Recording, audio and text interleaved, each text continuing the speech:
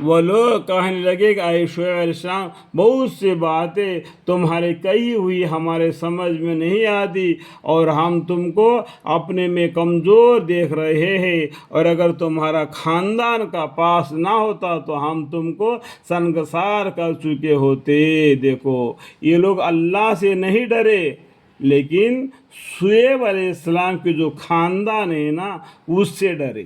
اگر تمہارے اوپر ہم کچھ زور چلائیں گے تو تمہاری خاندان والے ہمارے لیے آڑے آ جائیں گے، ہمارے اوپر حملہ کریں گے، لیکن یہ نہیں ڈرے کہ اللہ ہم کو سزا دے گا جو شعیب علیہ السلام کی طرف ہم ایک ہاتھ بھی اٹھائے، اس بات کو نہیں ڈرے۔ سمجھ میں آ گئے بات؟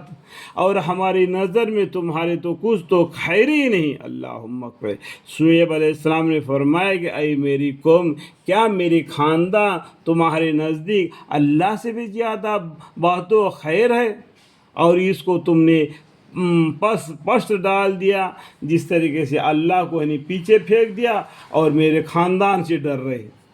لیکن میرا رب تمہارا سب اعمال کو احاطہ کیے ہوئے ہے، اور اے میری قوم تو اپنی حالت پر عمل کرتے رہو، میں بھی اپنے طور سے عمل کر رہا ہوں۔ اب جلدی ہی تم کو معلوم ہو جاتا ہے کہ وہ کون شخص ہے جس پر ایسا عذاب آیا چاہتا ہے جو اس کو رسوا کر دے گا، اور وہ کون شخص ہے جو جھوٹا تھا۔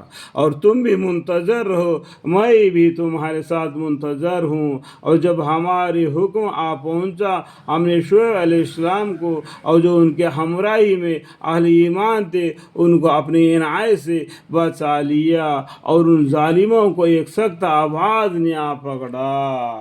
تو انہوں نے کیا کیا؟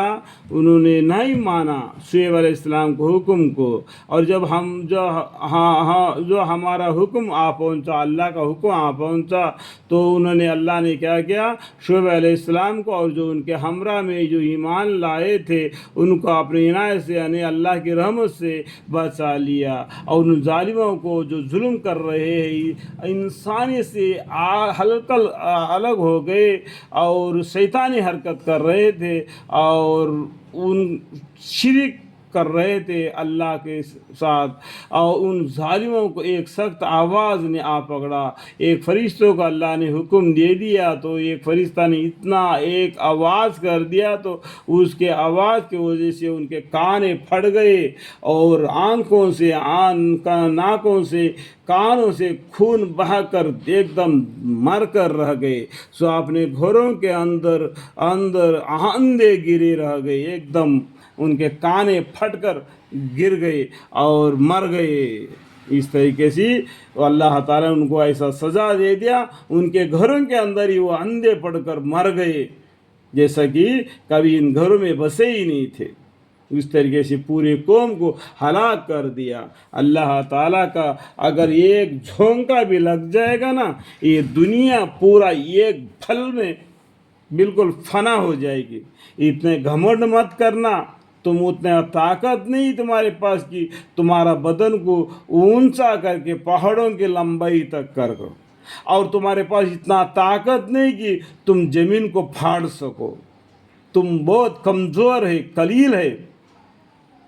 اللہ غفور الرحیم ہے، ان اللہ علی کل شیء قدیر ہے۔ تو اللہ کے حکم کو مانو، اللہ کی راہ پر چلو، اللہ سے معافی مانگو۔ اللہ تعالیٰ معاف کرنے والا غفور الرحیم ہے۔ اللہ تعالیٰ ہمیں اور آپ کو سمجھنے کی توفیق عطا فرمائے، آمین۔